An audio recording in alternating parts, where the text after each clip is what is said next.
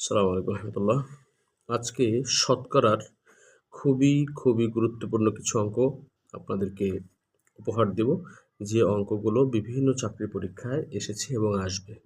সামনের যে কোনো বিশেষ পরীক্ষা এবং প্রাইমারি প্রধান শিক্ষক নিয়োগ পরীক্ষা সহ বিভিন্ন চাকরি পরীক্ষার জন্য খুবই গুরুত্বপূর্ণ। প্রথমটা দেখুন কি আছে, যে 125-এর 125% কত? এই ধরনের অঙ্কগুলো নিমিষেই করে ফেলবেন।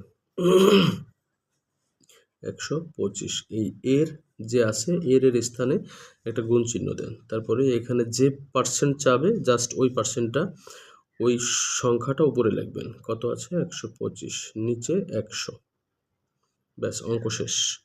হ্যাঁ, এখন 125 দিয়ে 125টা গুণ করলে কি হয়? 125কে 125 দিয়ে গুণ করলে হয় 15,625। নিচে কত থাকলো? নিচে থাকলো 100।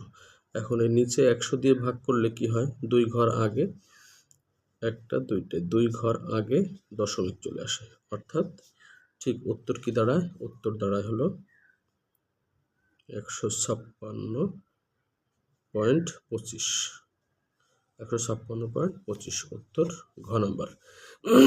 তারপরে 2 নম্বর অঙ্ক, 150 এর 8% কত? ঠিক আগের নিয়ম, 150 বসাবেন, এর এর এর যখন থাকবে এর এর স্থানে একটা গুণ দিবেন, তারপরে উপরে 8, নিচে 100, ব্যাস অঙ্ক হয়ে গেছে। এখন এটা দিয়ে এটারে কাটবেন, তারপরে এখন থাকে 10, 10টা 5 দিয়ে কাটলে 2 বার যায়, তো আর 5 দিয়ে 15টা কাটলে 3 বার যায়, অর্থাৎ উপরে থাকে 8 24 আর নিচে থাকে 2, অর্থাৎ মোট 12, উত্তর গ নাম্বার। এভাবে যে কোনো অঙ্ক খুব অল্প সময়ের মধ্যে করে ফেলবেন। 3 নম্বর অঙ্কটা খুবই গুরুত্বপূর্ণ এবং একই নিয়মের, তবে একটু কঠিন আছে, একটু বুঝিয়ে দিচ্ছি। দেখেন কি বলছি, এর এই এর কথাটা যেখানে থাকবে সেখানে একটা গুণ চিহ্ন বসিয়ে দেন। তারপর এখানে কি আছে?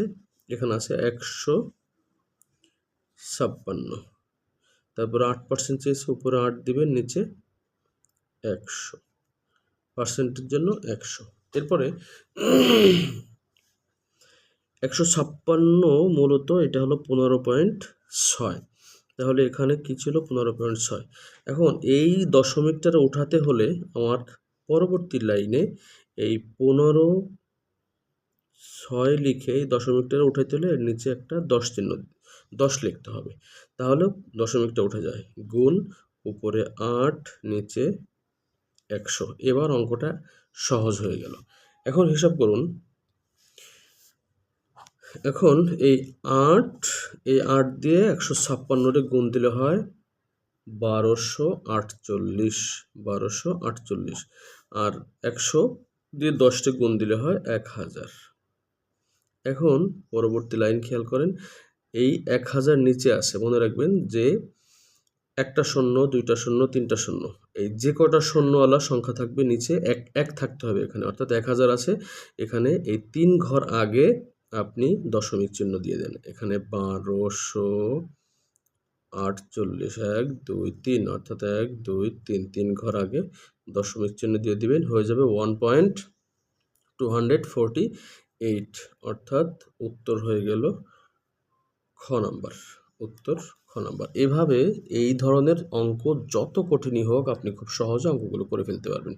থ্যাংক ইউ আমাদের ভিডিওটা দেখার জন্য, এবং যদি প্রথম আমাদের চ্যানেলে এসে থাকেন তাহলে অবশ্যই আমাদের এই চ্যানেলটা সাবস্ক্রাইব করবেন, ফেসবুক পেজটা ফলো করবেন। Thanks for watching hour video.